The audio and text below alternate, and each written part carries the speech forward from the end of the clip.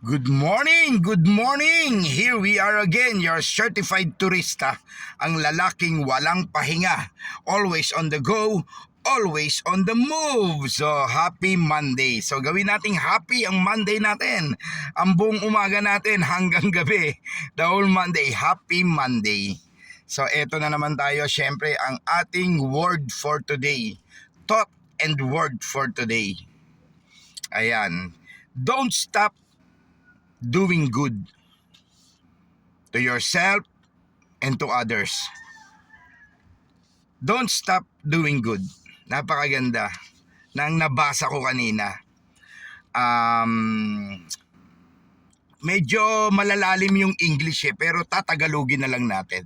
Wow wow tatagalogin So don't stop doing good, especially to others. And syempre to yourself. Huwag tayong tumigil na gumawa ng maganda, gumawa ng mabuti.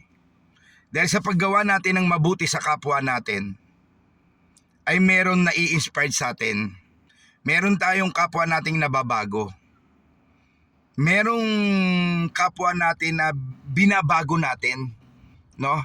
Nabibigyan natin ng halimbawa, nabibigyan natin ng magandang inspirasyon. So don't stop doing good to others. Whether nasaktan ka or na-disappoint ka, don't stop doing good. Hindi hadlang yung nasaktan ka, na-insulto ka, may gumagawa sa iyo ng hindi maganda, pag nakatalikod ka, may nakalimot sa iyo, halimbawa birthday mo, hindi ka naalala pero natulungan mo siya, natulungan mo sila. Mga ganyan, no? Don't stop doing good. Lagi nating ginagawang sample ang salita ng Biblia, ang nasusulat sa Biblia. Lagi nating gawing sample si Jesus Christ, no? Ang ating Diyos, ang ating Panginoon. Ano man ang pagkakamali natin, ano man ang naging kasalanan natin ng sanlibutan, minahal pa rin niya tayo. He didn't stop doing good.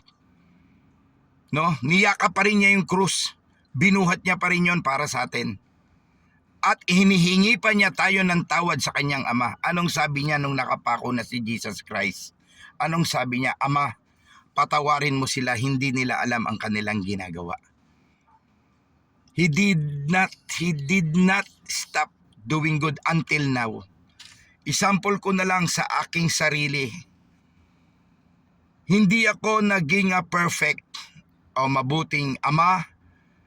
Hindi ako perfect na mabuting ama.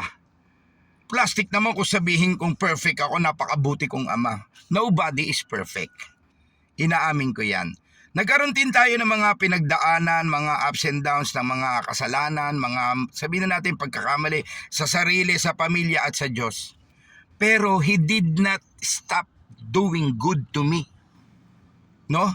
Mga pagsubok na dumaan sa buhay namin, lalo na nung mga panahon na nag-aaral pa ang mga anak namin. Mga panahon na talagang hirap na hirap ang buhay. He did not stop doing good to me. Hindi lang to me, sa lahat. No? Sa aking pamilya, sa aking mga anak, sa aking mga apo, He did not stop doing good.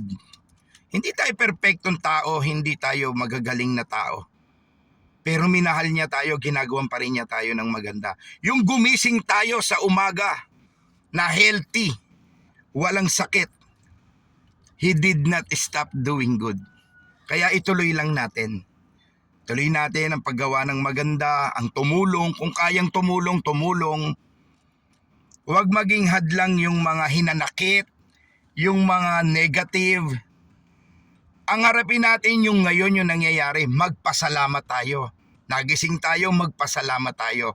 Yung wala, wag nating hanapin. Yung wala pa, wag nating hanapin. Yung ngayon, pasalamatan natin.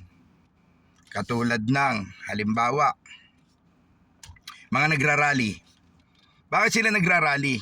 Dahil hindi sila nagawa ng maganda. Nagsawa na sila. Kaya nagrarally sila, nag-aalsa na sila, nagre-rebelde na sila. 'Di ba? Kasi nagsasawa na sila sa mga corruption, sa mga paulit-ulit na ginagawang mali. Nagsawa na eh. Kasi tao lang tayo eh, nagsasawa, napapagod. Pero don't stop doing good. So our word and thought for today, don't stop doing good. See you, God bless, and more blessings.